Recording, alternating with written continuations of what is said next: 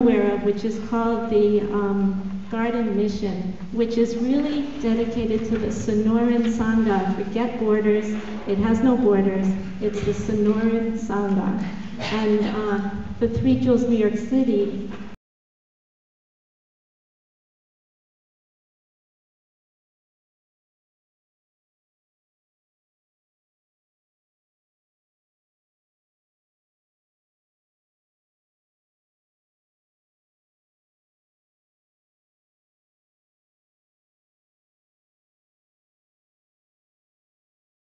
is the request for the teacher.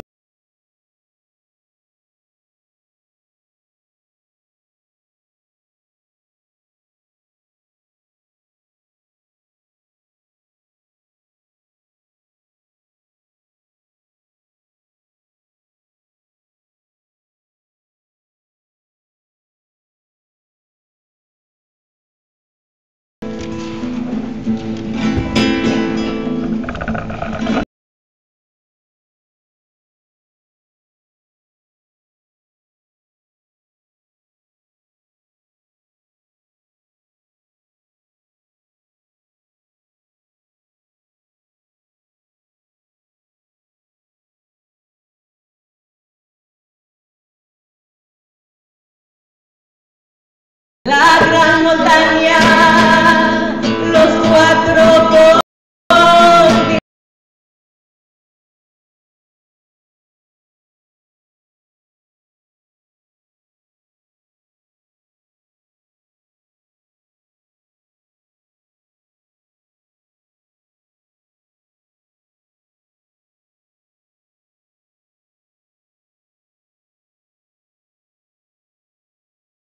y lo ofrezco todo.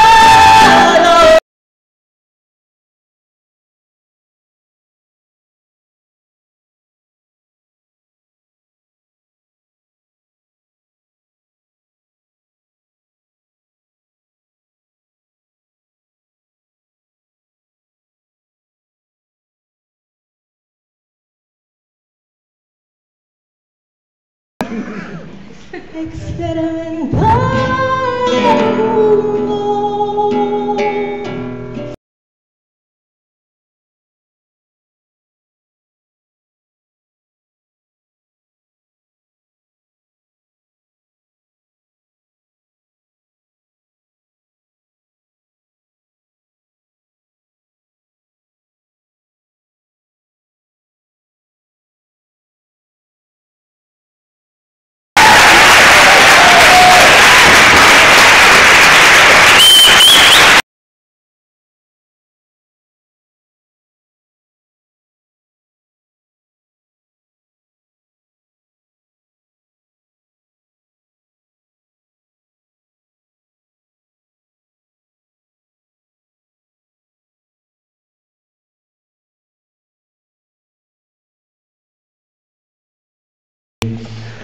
Daki Chenyengi Petsananki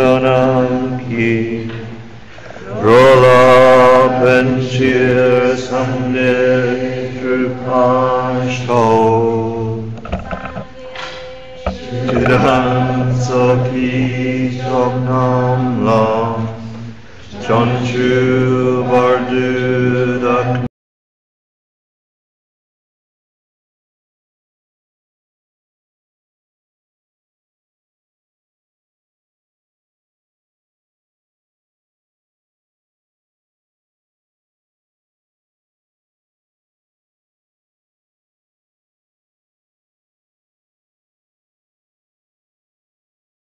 Namla Janchu Bardu Dakmi Gyapsushi Daki Chinyengi Pesa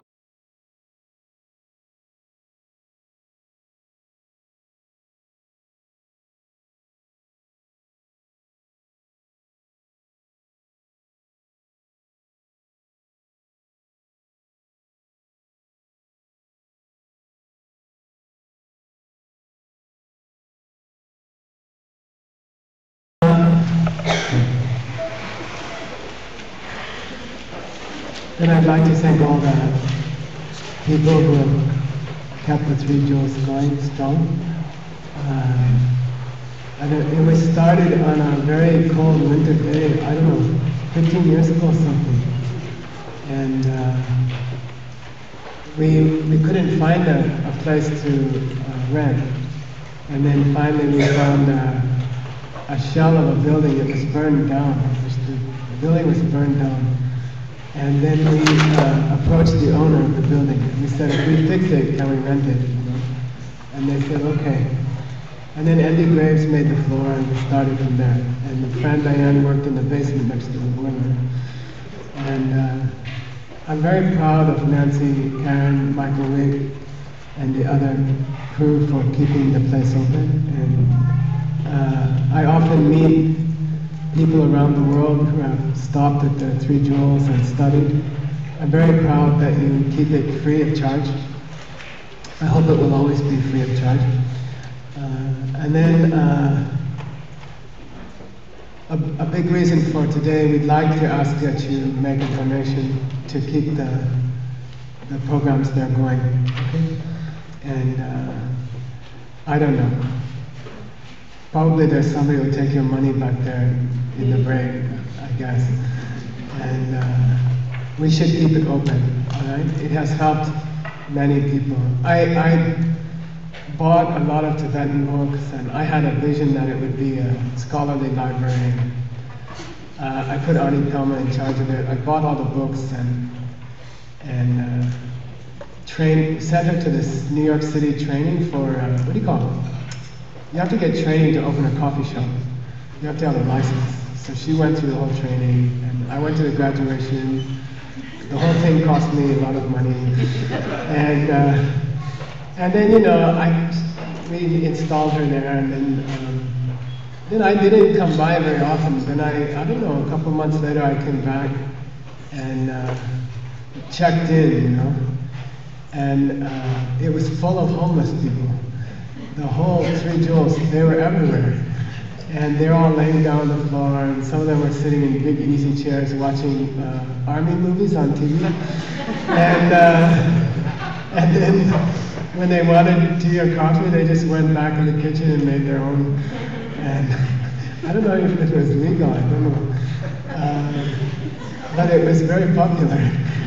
And all the books were gone. I said, you know, I didn't tell them where are the books. And she said, oh, the homeless people take them and sell them on the street to make extra money. You know, and I don't know, I think it's a good start.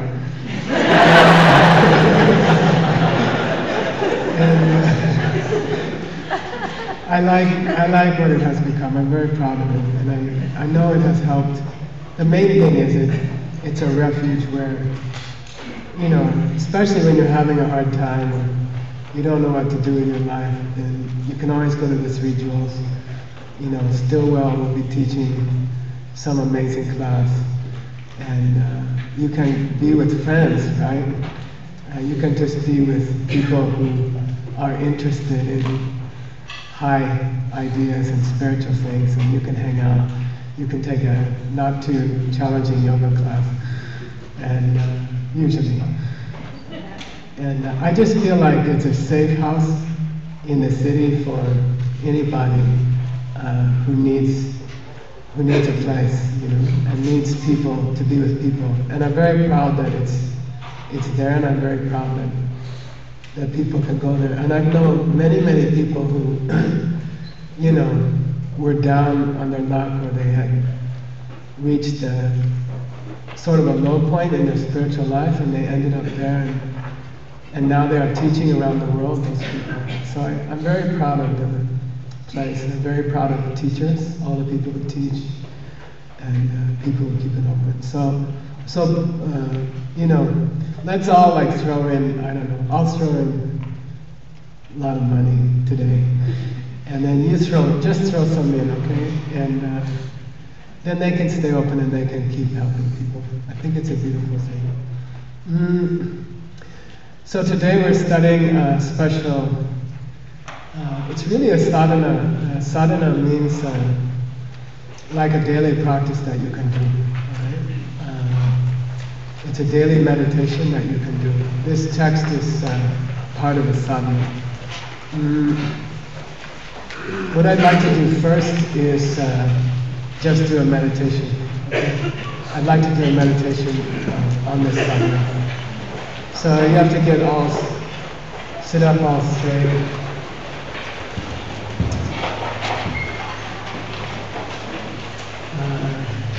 Rustle all your papers now.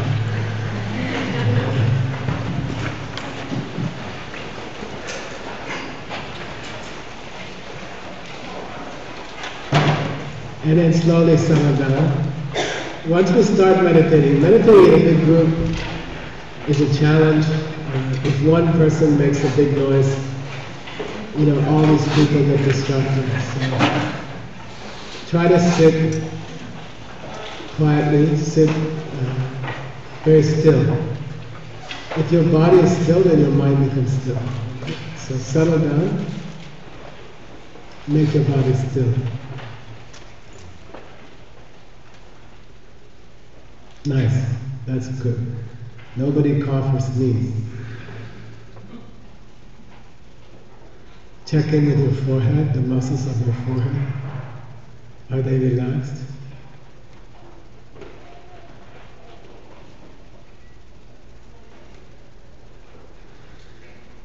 Are your hands relaxed?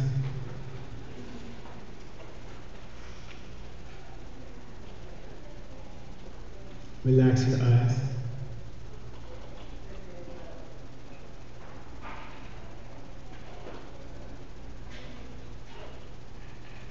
Pay attention to your lips. Relax your lips. Especially the corners of your mouth.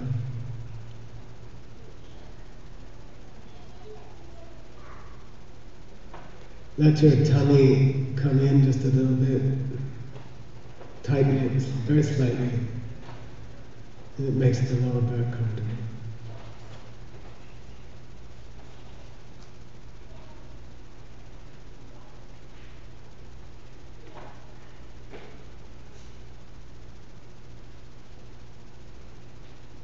Then please come to your breath.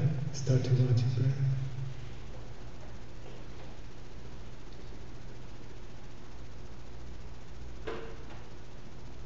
As you watch your breath, keep your face relaxed.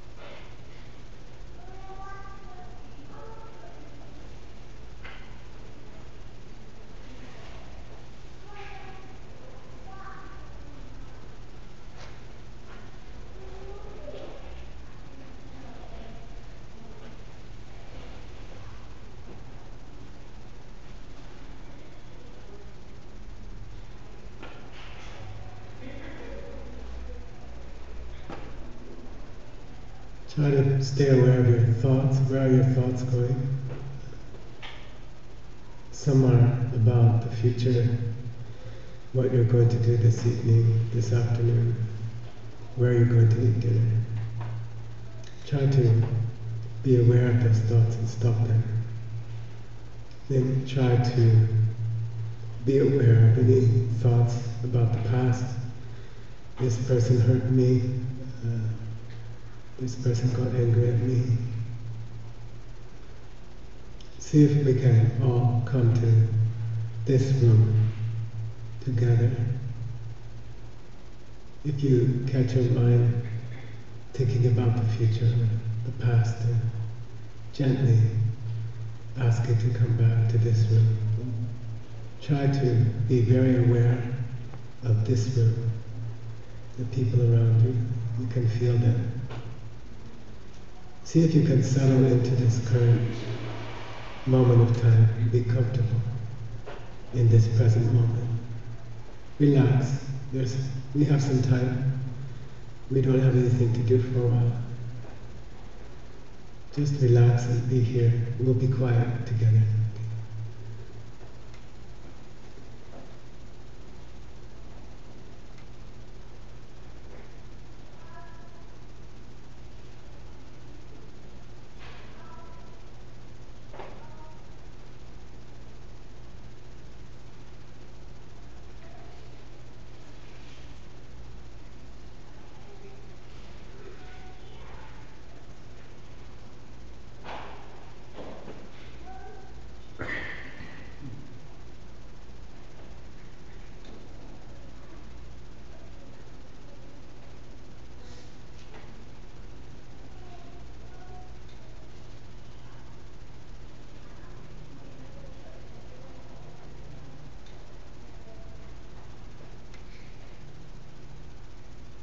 If you think about the future and the past, please bring your mind back to this room, this moment, and relax. You don't have anything else to do right now. And try not to move.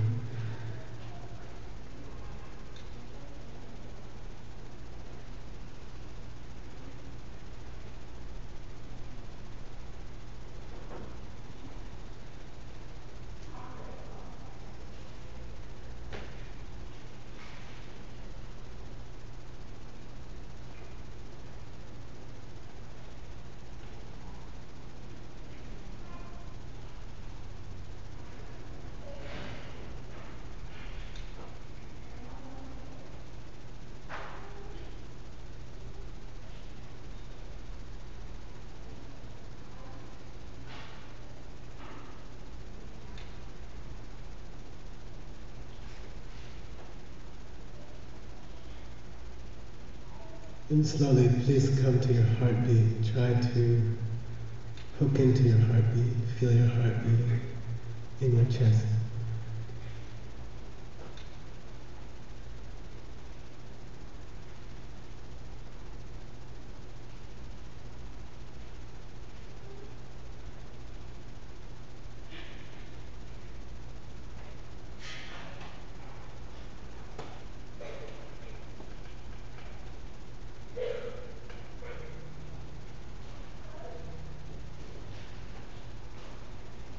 Feel your heartbeat. Stay in your heartbeat. Try not to move.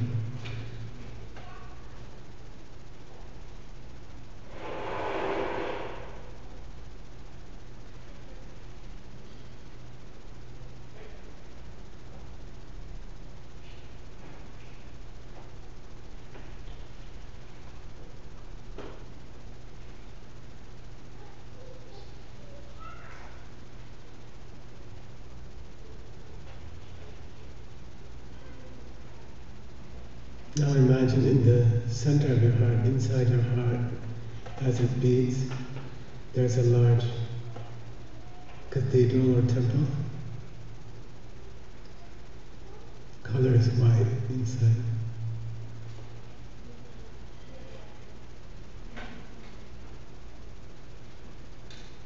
With many windows on the sides, sunlight pouring in. Your heart is cathedral with a large temple is in your heart.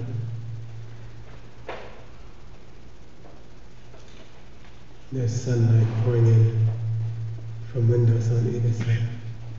Very high.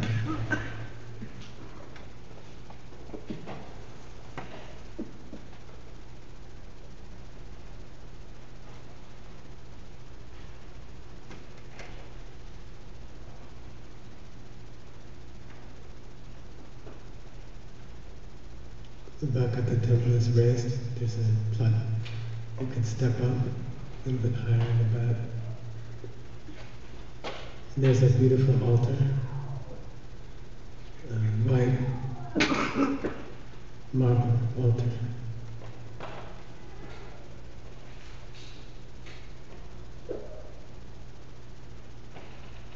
And sunlight pouring in, lighting the altar.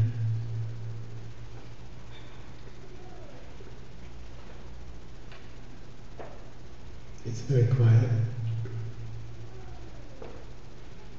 And there's a person standing behind the altar. That's you. And you are not made of flesh and blood, you are made of light, golden light, like an angel. You are standing behind the altar.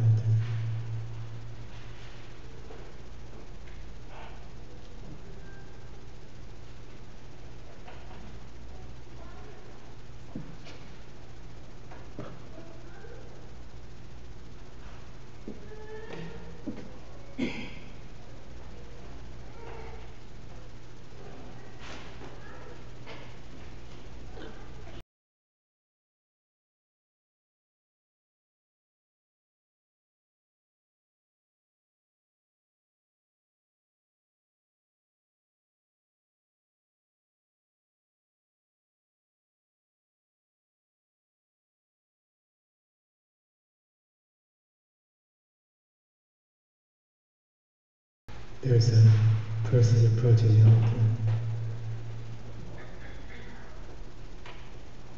They come up the steps in the sunlight.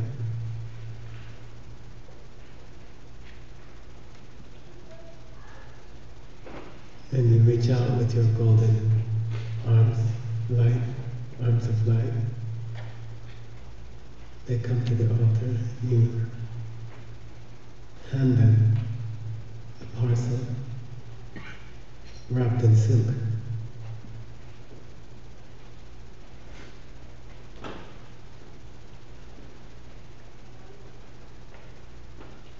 And they take the gift. They're very happy. You are shining in golden light, and before the altar is a person who you've given a gift, and they're very happy. Stay there for a minute. Try not to move.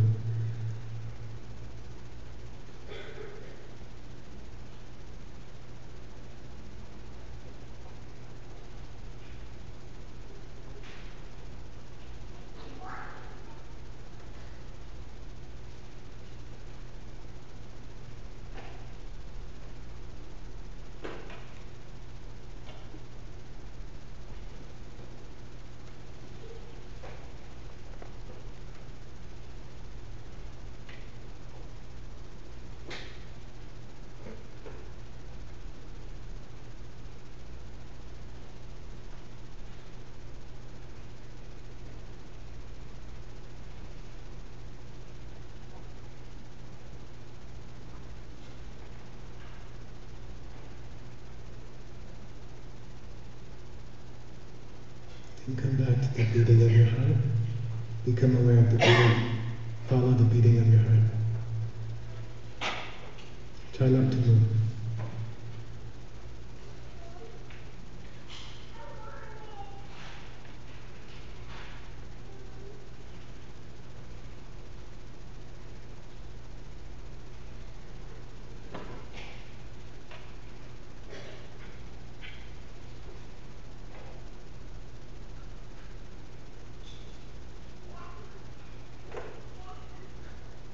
And slowly come up to your breath, follow your breath.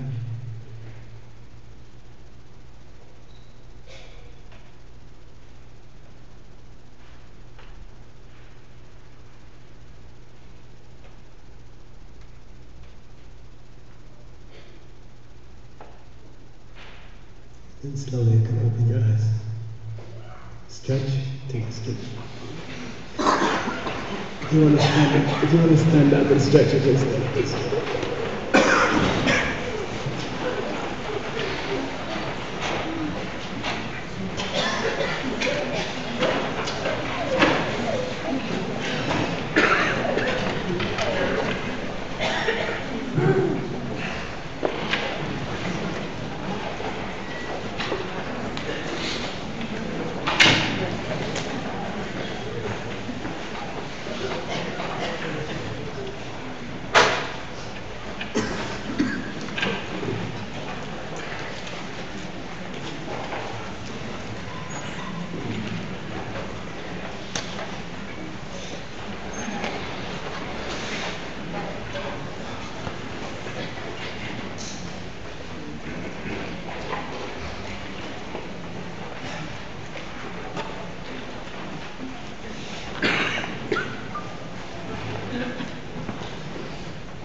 Then last year we started studying sadhana together. It's a guide for daily practice. How many people came last year? Raise your hand. That's pretty good. The practice is called Chod. Say Chod. Chod. Chod is a mispronunciation. I don't know where it comes from. Probably East Tibet. In East Tibet, they talk like that. You can hardly understand what they're talking about. They say Chod. The proper pronunciation is just Chod, but it's so popular that I called it Chod. Okay, I mispronounced it for you. Chod means to cut. A lot of you know Dorje Chupa, the Diamond Pattern Sutra, Jinkan Jing in Chinese, and Vajracchedaka in Sanskrit. So Chedaka means to cut. And Chod is an ancient practice. It started 1,000 years ago in Tibet. It was popular 1,000 years ago. A lot of you know Naropa. I think you know Naropa University. So there was a yogi in India named Naropa. He had a partner, a spiritual partner named Niguma. Every Friday at the Three Jewels they do Niguma yoga. It's a very beautiful kind of yoga. You can do it there on Friday nights. And Naropa trained a Tibetan. I don't know, he was a strange guy. Even in the paintings nowadays, he has a big beer belly. He was a businessman. He never became a monk. His name was Marpa. He was a prosperous merchant. Like he would have been a businessman in Manhattan nowadays. And then he was trained by Naropa. Then his student was Milarepa, who's maybe the most famous meditator in Tibet. Okay? While Marpa and Milarepa were still alive, there was born a woman in Tibet, a very famous yogi named Machik Labdun. Say Machik Labdun. She really is considered the great teacher of Chod. Okay, she's considered the greatest teacher of Chod. This sadhana, this practice that we're going to learn, centers on Machik Labdun. So say Machik. Machik Labdun. Labdun. Machik means the single mother. The single mother. And Labdunma means like, she was like a lamp of learning and knowledge, okay? So Labdun, her name was a single mother. And she's considered, she's probably the greatest female teacher in Tibet in history, yogi Machik Labdun. She was born in 1062. According to the best records we have, which are called Deptar Lumbo, the Blue Annals. So she was born during the time of Milarepa and Marpa. They were still alive when she was born. Then she's the main figure of this sadhana, of this practice. She's at the center of the practice. Then I thought maybe you'd like to know a little bit about her life, okay? And I thought I'm going to teach it to you from a book called, it's the Deptar Lumbo, which was written by somebody named Gundam about 150 years later. So it's called the Blue Annals, and it's a beautiful history of Buddhism in Tibet and India up to the time of Tsongkhapa.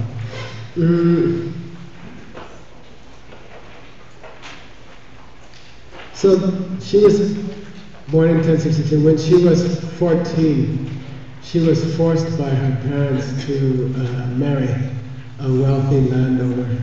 And this was typical in Tibet and in India, right? She was married off to a wealthy landowner.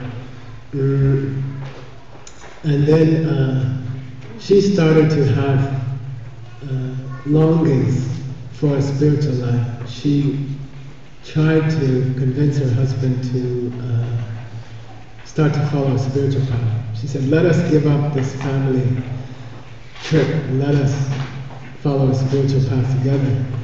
And she tried for 3 years to convince him to come with her and learn yoga, learn meditation, live a spiritual life.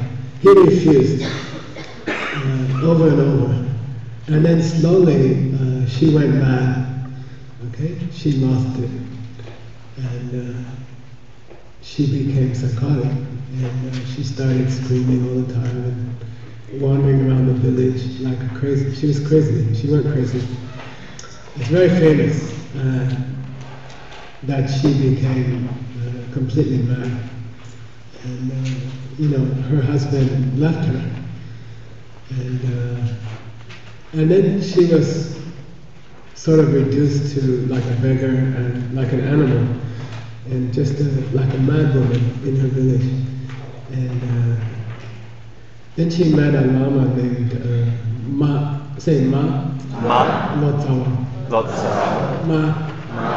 Lotsawa. So she began to study with him at the age of 17. She stayed with him, I think, for 5 or 6 years. And they became spiritual partners. She became his spiritual partner, tantric partner. And she studied with him during 5-6 years. And she studied many books on philosophy, and she studied the secret teachings. And then they say at some point in their relationship, her mind changed. She became very gentle and very learned. And then she started to she went into a vision of herself and her partner as being divine beings. So she started to see her partner as an angel, and she began to see herself as an angel. And then their whole life was something like 2 angels living together. And it was just very beautiful, perfect life together with her partner. Then when he was almost 20 years older than her, 18 years older I think, when he was almost 50, in his late 40s, then someone poisoned him. Someone murdered him. And he died.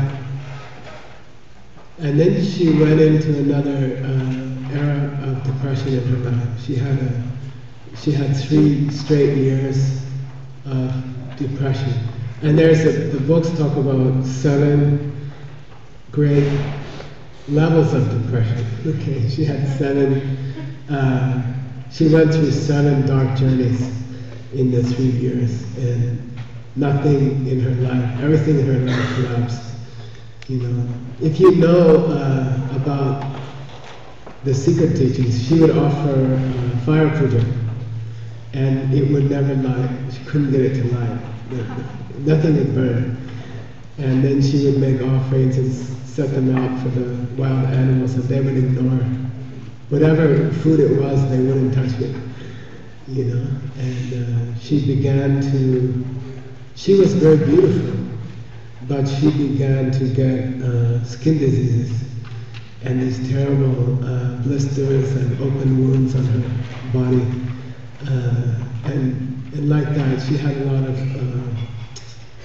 problems with her health, very serious problems. And then she became very depressed, and she went back into a very dark world. And then she met a lama named Padamba Sangye. Okay? So I think a lot of you maybe some of you heard of Padamba Sangye. Lama Christie taught some of Padamba Sangye's teachings during the Bokjimba courses. So I taught her those instructions. And, he lived in a place called Dingri. And he was a very, very great Lama, beautiful Lama. And he's actually from India. And he taught in Tibet for a long time. And then she came to him and said, you know, my partner, my spiritual partner died, and then I've spent 3 years in extraordinary darkness. My life has gone dark again, and can you help me? You know, can you help me come out of it? And then he was kind of rough on her. What do you call it? Tough love? He said the reason you're having trouble is that you broke many vows with your partner while he was alive. You broke many vows, and you made many mistakes with your partner, and that's why you're going through this darkness, you know. And then he said, do you remember that you promised to build a temple and you didn't finish it? And she says, I have no idea what you're talking about. And then he punched her, really hard. He punched her so hard it knocked her out. They say she was knocked out, you know. And then I'm not suggesting this is a good method. I mean, I'm just saying this is just the story, okay? This is just the history of how it went. But when she woke up, when she came back to her senses, she remembered a past life that she had promised to build a temple, and she hadn't finished it. So she recalled. He helped her recall her past lives, and then she understood what karma she had to be sad and depressed. And he guided her very gently, very slowly back to the light, you know. And at the age of 30, by the age of 30, then she had recovered, and she started to do a lot of retreats, long retreats, and slowly she started to teach. And Padampa Sangha, one of his main practices was Chod. He brought Chod from India, and then he concentrated on that with her. She became a specialist. Machik Labun became a specialist in Chod. And then she taught for 58 years after that. Okay, she died. She passed away almost 90. She was almost 90 when she passed away. And she became the greatest teacher of Chod in Tibet. And they said that by the time she passed away, that no one in Tibet had ever learned partner practice as well as she had. She understood practice with a partner, spiritual partner, better than anyone in Tibet. So she's known for that, for those practices and keeping those practices alive. So we have here, what we're learning together is a text on Chod. It's a sadhana, a daily practice on Chod that we can follow. So what is Chod and what are the goals of Chod? You see, Chod means to cut. I put a picture of a monk, I don't know, it's on the cover, on the first page. And I think I said last year, this picture has always stayed with me. It's a picture of in Vietnam, during the Vietnam War. So I was, you know, very active. I went to jail during that time. And so briefly, and there were monks protesting the war in Vietnam. And one day a monk, nobody could get the president's attention, Nixon. And so one day he sat down in the middle of Saigon and he poured gasoline over himself and he lit himself on fire. And he stayed in meditation, he didn't come out of meditation, so that's a picture of him.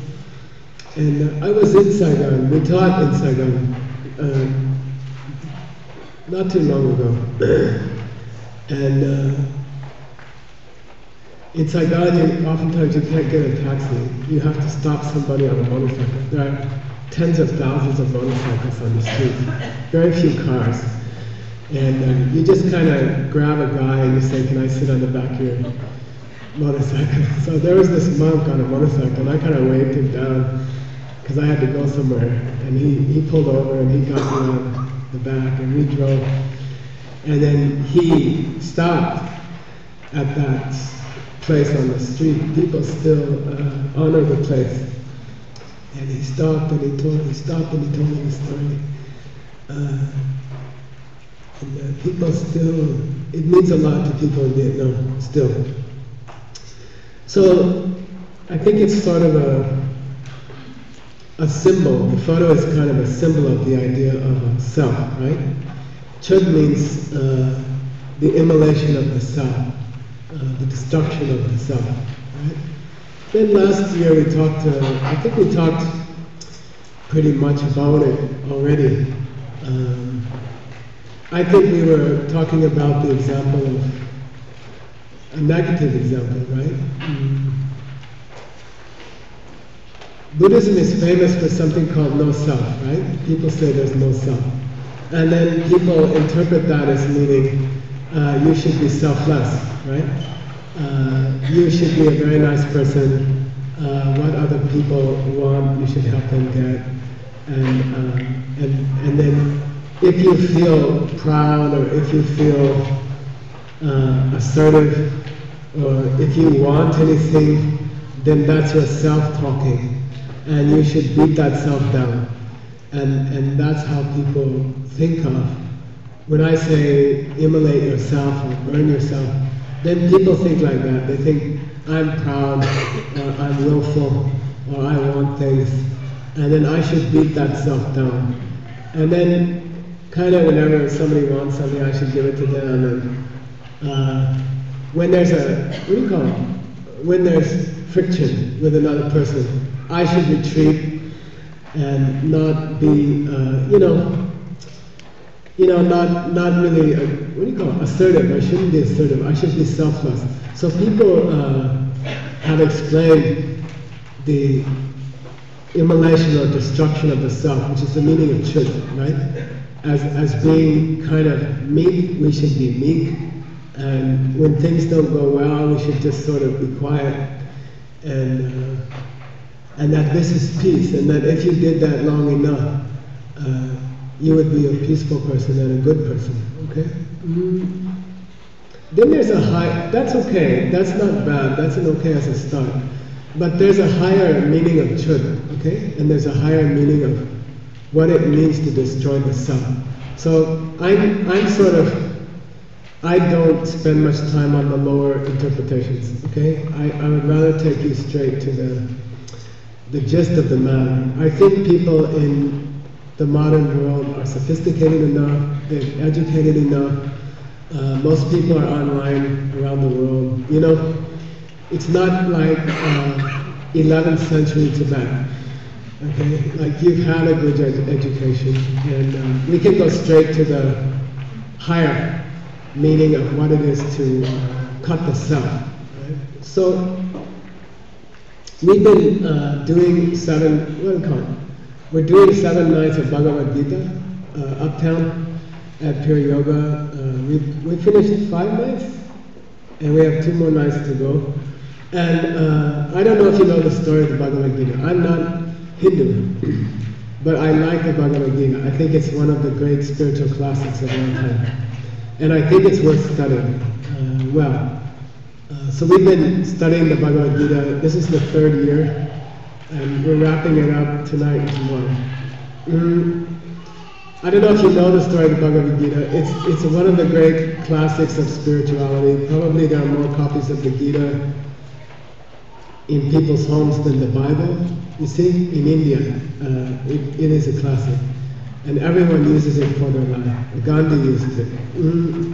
The Gita is a story of 2 parts of a large family, and there's been some disagreement between the 2 parts of the family, and they've both raised huge armies. The 2 parts of the family have raised armies of hundreds of thousands of warriors. And then they've decided to have a big battle. It's in India, north of India.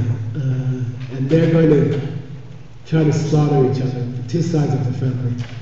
And the leader of one of the sides of the war is named Arjuna. He's a great warrior. And then he begins to have doubts, and he decides, he asks his chariot driver, he's got this like, what do you call it? Chariot, low-caste chariot driver, and he's going to drive him out. He says, drive me out between the battle lines before the war starts. The war is about to start. It's like the people are going to start killing each other in 5 or 10 minutes. Arjuna goes out between the battle lines because he wants to see all the members of his family before they die, or maybe he will die. Okay, so it's a very touching time. And in the chariot, he begins to have doubts about what he's doing. He begins to have doubts about the idea of a war. And he starts to express his doubts to his driver, whose name is Krishna. Okay? And then, you know, they have an 18-chapter discussion. And in the course of the chapter, they explore what does it mean to do an action correctly. Okay, what is a correct action? Okay? And we've been working through that for 3 years in the class. And you're welcome to come if you want to come. It's tonight and tomorrow. We'll finish at Pure Yoga 7 o'clock. And it will be a big, what do you call it? The surprise ending is coming. But they're discussing what is it to do a proper action. Right? And then we've been trying to relate that to modern life, and we chose, it's karma, right? The word is karma. Action in Sanskrit is karma. So what does it mean to do a proper action? Proper action is called karma marga, path of karma. All right? So there's a distinction between a karma and a path of karma. And the Bhagavad Gita is about how to do a correct action. Path of karma. Then when we say karma in the modern world, I don't know about you, I was taught the word karma, maybe I was 5 or 6, and I heard the word karma, and I went to my source of knowledge, which was my mom, you know, and I said, what does karma mean? Are people saying this word karma? And she says, you know, it's something they believe in India, you know. And then my knowledge of India was somewhere on the other side of the world. Once me and my brother tried to dig to India. We dug a hole. And we thought if we could hit India, we could see Indian people, you know. They said it was on the other side of the world. But we didn't make it. Then they believe that if you step on a bug, then something bad will happen to you. That's how it was explained to me, right? Karma. And so in my mind, it was always something negative. It was always something like, if you do this, then something bad will happen to you. Okay? Like people got in a car accident, and then somebody say that's their karma. If you study karma carefully, if you study it well, you can make things happen. Okay? If you understand the principles of karma well, then you can change the course of events in your life. All right? And that's a beautiful thing about the study of karma. So, I don't know, in my own life, my teacher challenged me to start a business and raise money to help the refugees. And then I didn't want to start a business, and I don't like business. I grew up in the hippie time, you know, and business people were considered dishonest and creepy, and they talked too fast, and they were just considered, when I was in college, business people were considered the lowest kind of life form, you know, and it was the last thing I'd want to do. Then the Lama said, I want you to start a business, right? And I said, why? You know, I don't want, that's why I came to the monastery, you know. I dragged myself from America to India, and I'm living in this refugee camp because I don't want to be part of that. I don't want to be part of that life. And he said, you have to prove to yourself that you understand karma, the path of karma, that you can make things happen by using karma. Okay? Like, if you sit in the monastery, you won't have a chance to prove it.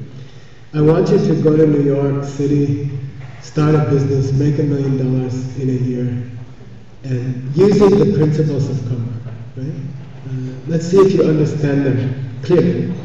You know, so then I came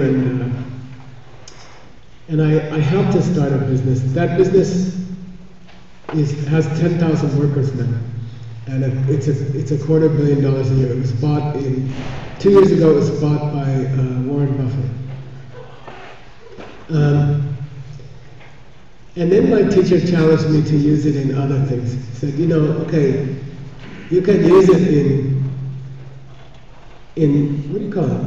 Like you have learned to use karma for financial things. Could you use it for personal things, relationship? Could you use it on your health? I had, what do you call it? I had gout, but I had really bad gout. I couldn't walk. Some days I couldn't walk. He said, can you use it on your body? You know, can you use those principles on your body? So my whole latter part of my education was my Lama trying to see if I understood the principles of karma.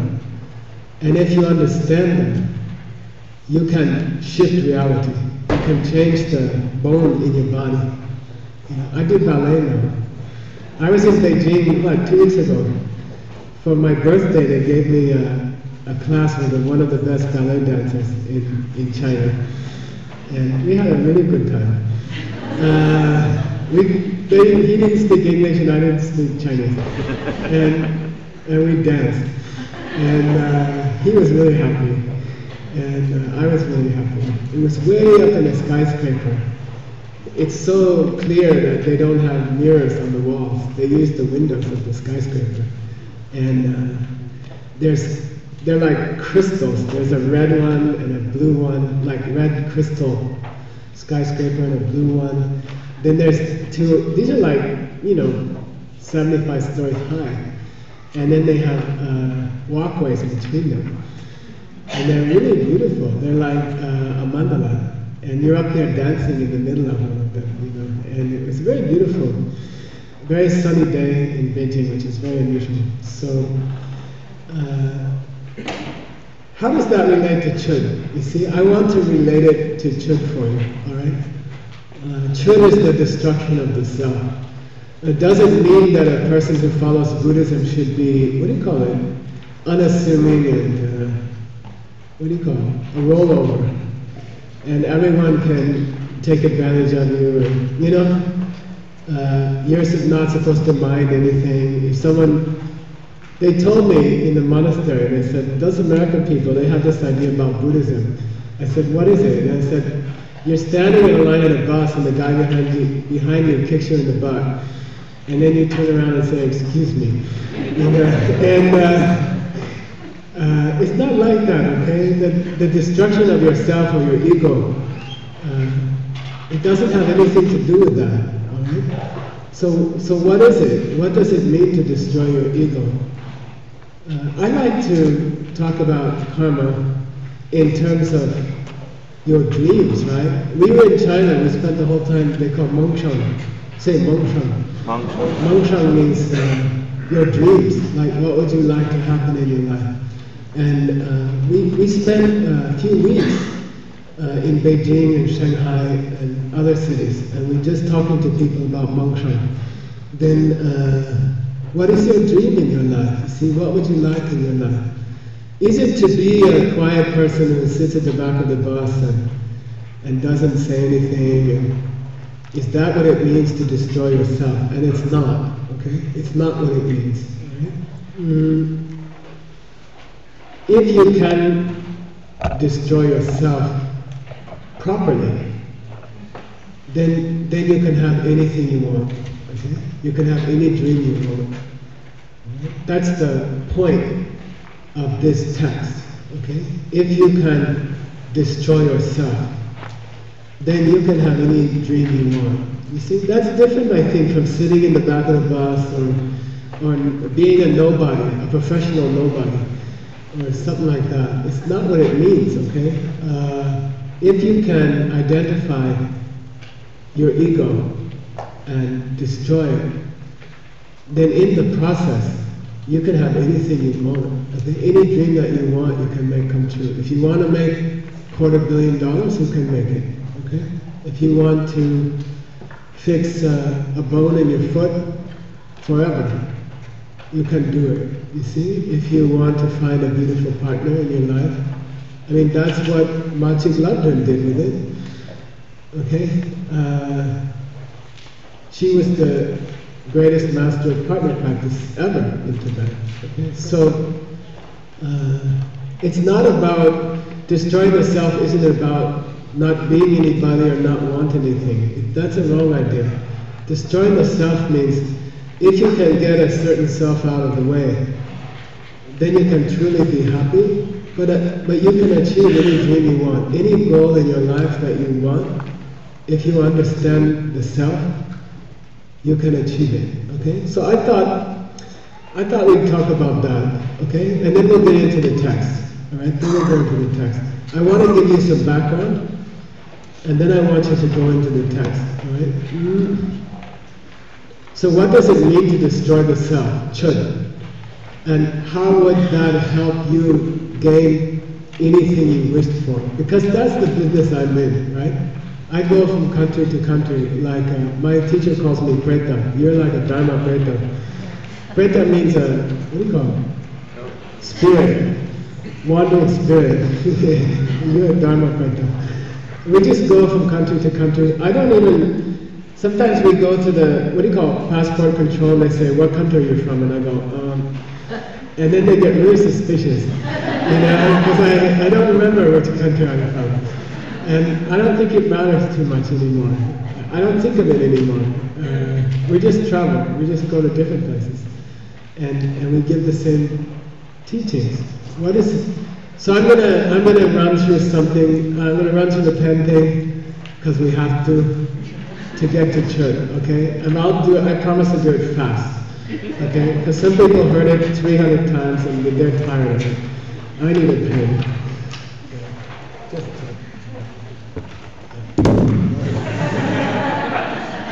All right. I'm going to talk about an idea, and you have to pay attention. You can zone out after the break, okay?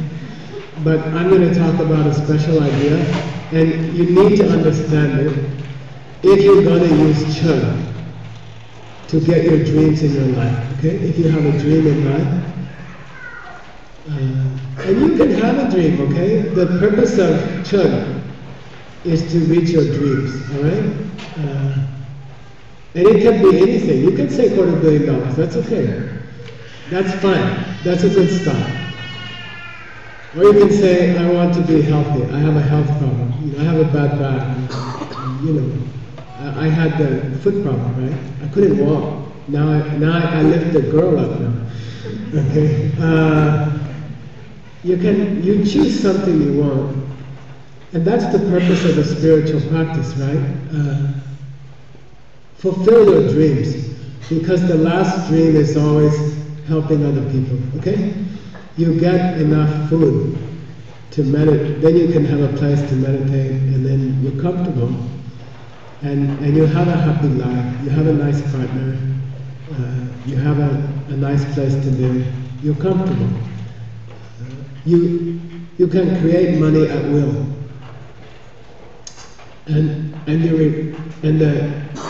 And your relationship, you can craft it to what you want, you see? And your health. And then automatically those kinds of people go on to help bigger things like peace in the world or stopping hunger. You can't learn to create money yourself and watch other people go hungry, right? Once you learn the trick of being healthy and happy, and reaching your own dreams, then it's natural to share it with other people. That's the evolution of this thing. But you have to understand this thing first. Okay, ready? So just answer my questions and don't be shy, all right? I'm not trying to trick you. Actually, I'm trying to trick you, but into something good. What is this thing? It's a pen, okay? If a small puppy dog came up down the aisle, came up on the stage, and I waved this thing in front of the small puppy dog, then what would they do with it? Yeah, they would bite it. Like, they would play with it. To them, it's not a pen, it's a little toy, right? It's a chew toy. If you've heard this 600 times, then learn how to teach it. Okay? Because we need you. We need more teachers. We have invitations to 150 cities. I think we can do 10 or 12. And we need help. We need other people. Okay? Anyway, if I set this here, oh sorry, who's right, the dog or the human? Is it a pen or is it a chew toy? You can say both, okay? You can ask anybody in the world, and we do, and they all say the same thing, it's both, okay? Both of them are right. It's not like dog is less right than the human. The human says, don't chew my pen. And the dog says, why are you wasting a good chew toy? You see what I mean? And they're both correct, it's okay. If I set this object here, and all the people leave the room, and all the dogs leave the room, at that time, which one is it, a pen or a chew toy? Neither. You can say neither, and we're trying to get there, okay? That's emptiness. That's Buddhist emptiness, okay? Then, I don't know, foolish people for 25 centuries have explained it all kinds of stupid ways that have nothing to do with your life, okay? Stare at a wall, close your eyes, think black, black, black. You know, that's emptiness. My teacher used to laugh and say, then you don't have to meditate, you can just drink a big bottle of dosa kiss, you know, and you can get to that. If it means to sit and think about nothing, or if it means to sit and watch your mind as thoughts go through your mind and watch them fade away like a cloud fades away in the sky, it doesn't do anything for you. It doesn't help you, okay? There's no purpose to that. Just sit and watch your breath all day, or try to think about nothing, which is impossible, by the way. Or concentrate on the black on the back of your eyelids or something. This is not emptiness. Emptiness means when we put this object here, and all the people go out, and all the dogs go out, then it's just neither thing. At that time, it's neither thing. If a human walks in, it becomes a pen. If a dog comes in, it becomes a chew toy. And that's correct, that's okay. Until they walk in, it's a blank white movie screen. It's just, shunya is a little tricky word. Emptiness is a little bit of a bad translation, I don't know. It just means available or blank or is there, okay? So now consider yourself. Well, let's finish the whole thing. If I see a pen in that case, is it coming from me or is it coming from the pen? Is the pen coming from the pen or is the pen coming from me? It must be coming from me. Okay? Why? If it was coming from inside, if the pen was in the pen, then the dog would see a pen. The dog doesn't see a pen, the dog sees a chew toy. If a dog sees one thing and I see a different thing and we're looking at the same thing, that can't be coming from the thing. It has to be coming from me somehow. Something about me is making me see it as a pen. Alright? What is that? It's a seed in your mind. If you want to call it karma, you can call it karma. I stopped calling it karma a long time ago. Because in every country the word karma means some kind of strange thing because it was explained wrong for 20 centuries by people. Okay? In China I don't say ye li, I don't say karma when I go to India.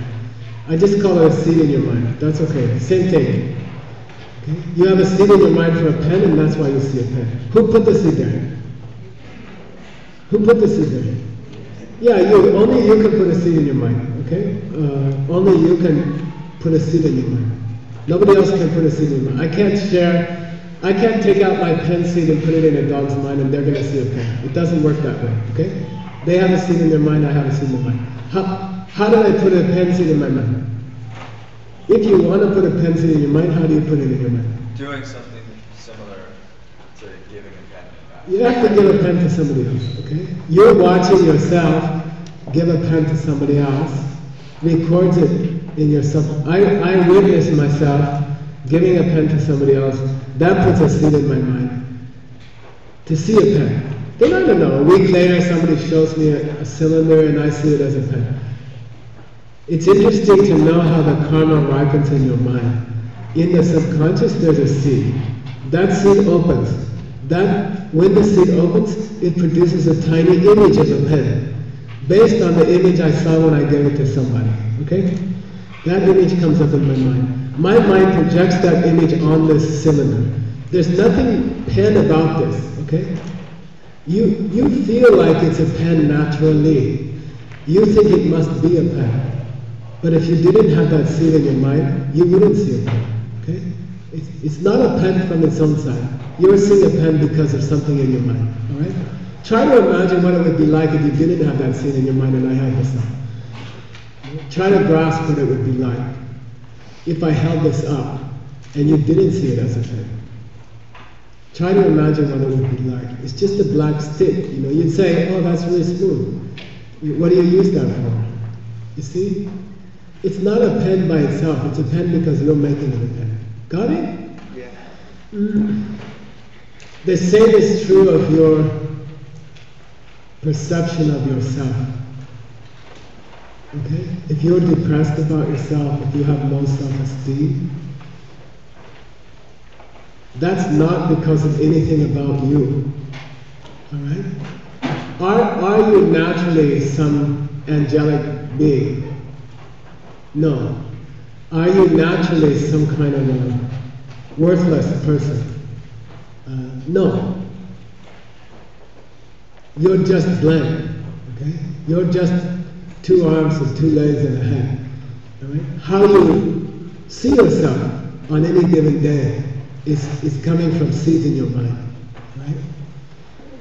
You were always like the pen. You've always been like the pen. You are neither intelligent nor less intelligent. You are neither beautiful or not beautiful. You are neither capable nor not capable. You're just a blank white screen. Okay? And then you put seeds in your mind. Through the course of your life, you plant seeds in your mind. And then you look in the mirror and the mind, those seeds open and you see something. And that's how you see yourself. Okay? Got it? It's very interesting. You could be the most intelligent person in the world. You could do better inventions than Steve Jobs.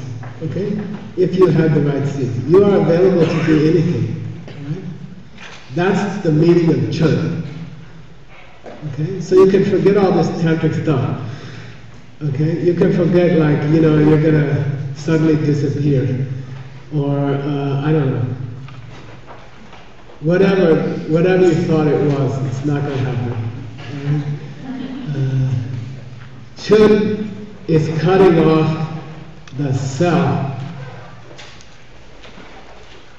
And that's a self that was never there in the first place. Alright? So it's kind of a useless exercise. Okay? Alright? I mean, if you get it, it's all becomes very simple. Alright? I'll say it again. The practice of Chod is to cut the ego, or the self. It doesn't mean trying to be a person who never asserts themselves, or who sits quiet in the back of the class, or who doesn't try to make $1 million, or, you know, or be the best architect, or like that. It doesn't mean that. That's not ego. Ego means I'm the way I am, from my own side, like a pen that comes from its own side. That's ego. That's a wrong idea. Okay? You are available to be anything if you put the seeds there. You never were anybody. You weren't depressed and you weren't happy. You weren't intelligent or less. You weren't beautiful or less beautiful. You never were, and you won't be. Okay? You're available to do whatever you want. You are like a cylinder. Okay? And so Chod is not really, the practice of Chod is not a practice of trying to destroy your image of yourself or something like that. It's not that. It's not like you're egotistic and don't be so egotistic and then you'll be a good Buddhist if you sit in the back of the bus and don't say anything. You know, and if someone asks your opinion, you say, I don't care. You know, everything's okay with me. It's the opposite, okay? It's the opposite of that. A good Buddhist who understands Buddhism should be highly successful, should be very healthy, should be very happy, should have a good relationship, you know. And if you want one, you know, then you should be. If you want to be the best artist in New York, you should be. And if you want to be the best dancer in New York, you should be. There's no reason not to be whatever you want to be if you understand who you are and who you're not. Okay? So you're not somebody already. You can plant seeds and you can change yourself. Okay? Anything you want, you can become. That's Chod. Okay? It doesn't mean don't be assertive or don't like things or don't dislike things or just be like a vegetable, you know, spiritual vegetable, you know. It doesn't mean that at all. The Dalai Lama doesn't look like a vegetable, right? He looks like he knows what he's doing, right? And that's how you can be. Okay, so this practice is very beautiful.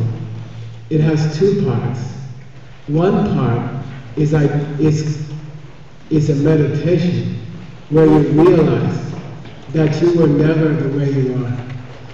Okay? It's not coming from itself. The way you perceive yourself and the way you are is coming from seeds in your mind. And you can change those seeds. And you can design a new me. Consciously. Okay? You can make a list of what you want to be. And then you can plant the seed for each thing. And then you will be that. Okay? Because you are always coming from the seeds in your mind. Anyway. Okay? If you're depressed, you can change that.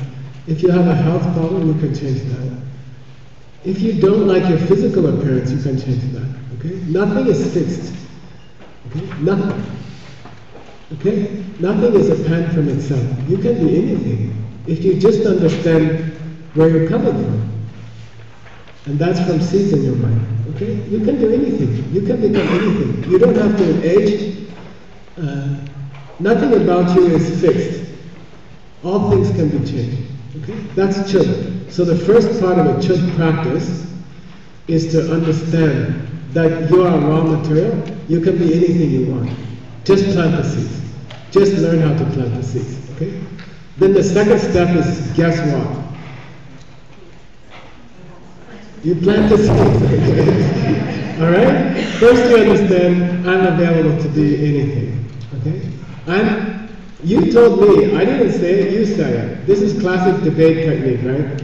I didn't say it, you said it. I asked you what this would be if I said it here and all the humans left the room and all the dogs left the room. Then you said, it's neither. I asked you, is it a pen or a tutorial? And then you said neither.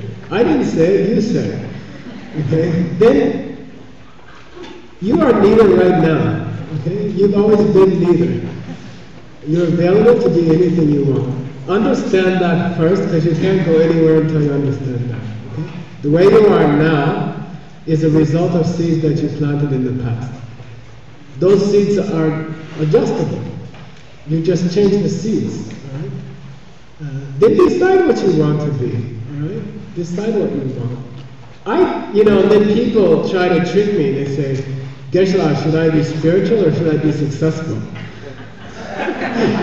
And I'm like, no, don't try to trick me, You should be both, Is it spiritual to have a nice partner? I don't know. Machi's loved one did. Is it spiritual to be successful? I don't know. Dalai Lama won the Nobel Prize, you know. Is it spiritual to be healthy? I think so. I don't think you have to be like, I don't know, skinny and undernourished to be spiritual, you know? No, it's all like a big scam. Okay? You should be happy. You should be successful. You should have a beautiful relationship. Your health should be good. And then you should save the world. Okay? Then people tell me, you see,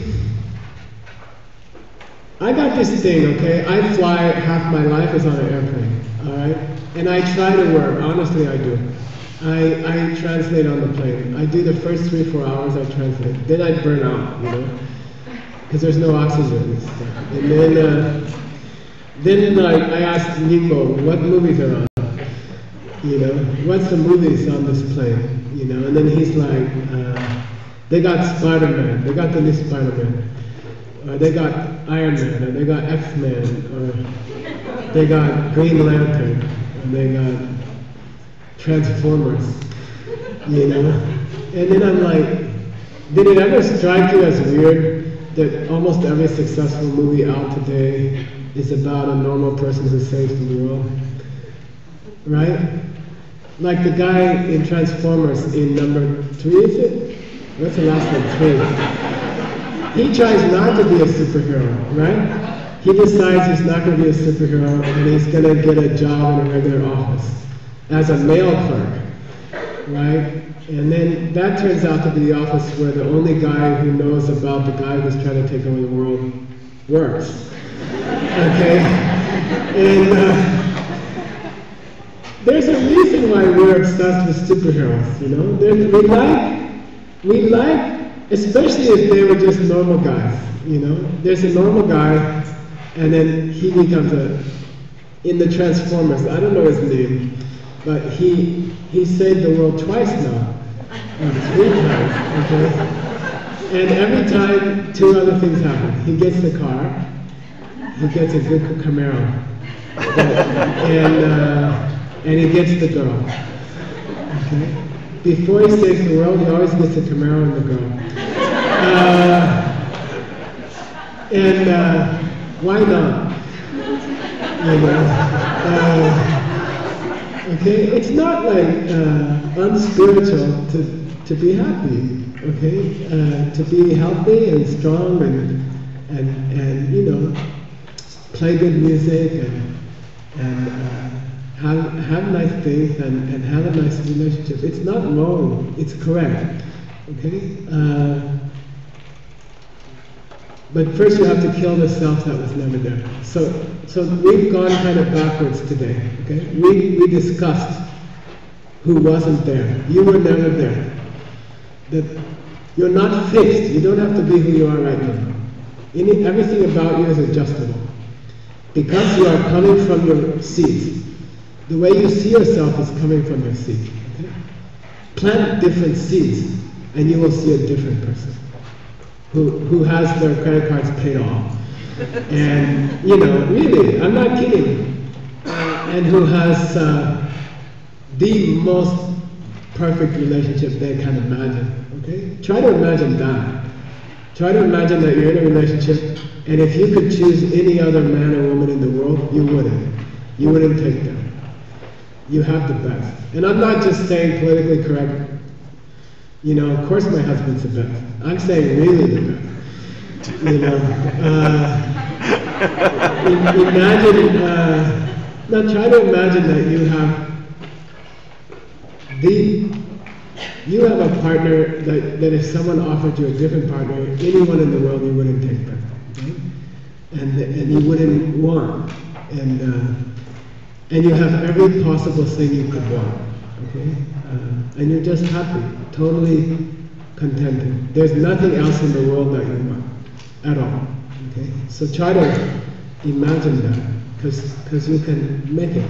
Now we have to discuss the seeds, okay? How do you plant the seeds for that? I think we'll do that after the break, right? So, no, we got you to nothing. And then now we have to build up, we have to discuss how to plant the seeds, okay? And we will spend 2 days on that. I have to make some announcements, so don't think you can go to the bathroom yet.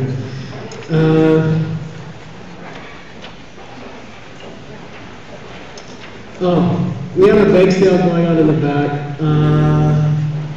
All of the proceeds go to buying airplane tickets for young people that we send to our Tibetan monastery to train them, okay? And that's been going on for years now. And we send them for free. They get good meditation training in the monastery. They get to live with like 3,000 monks for a month. And they also get to have diarrhea. And if you want to contribute to that, then buy a cookie and pay extra, okay? Like, do something crazy like pay $50 for a brownie, okay? That's the idea. Just do it, okay? You shouldn't leave here with any money. Then there's a 3 jewels table. 3 jewels is selling books and other things. You're welcome to look at those. There's a thing called the 108 Project. 108 Project is Hector's project, I think. And he went to, I think, Nepal and found, they found 108, what do you call it? Really? It's almost 4 o'clock? No. What time is it? What time am I supposed to start? Yeah.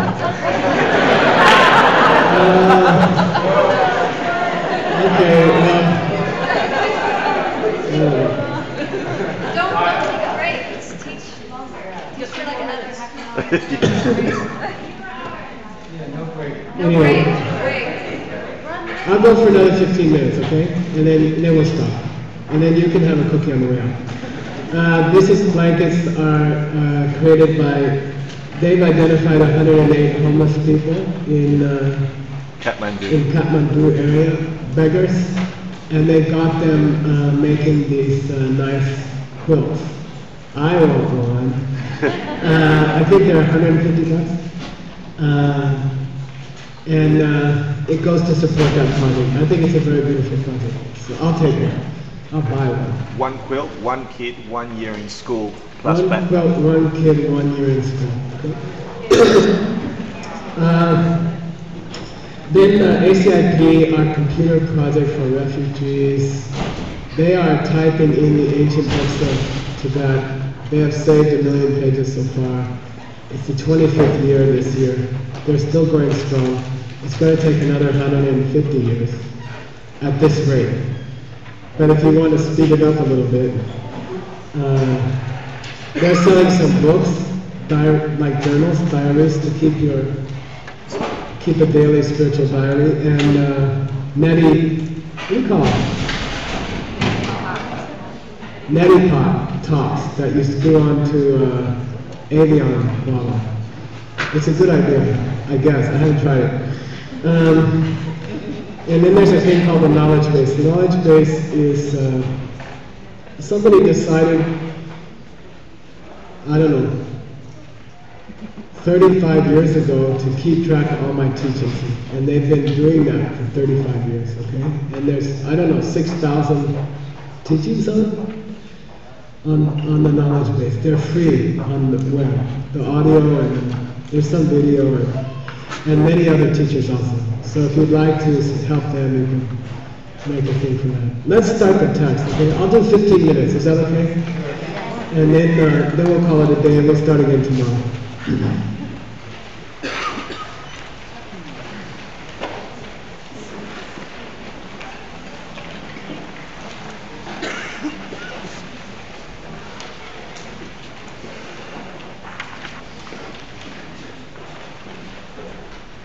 So I'm going to go straight to page 6.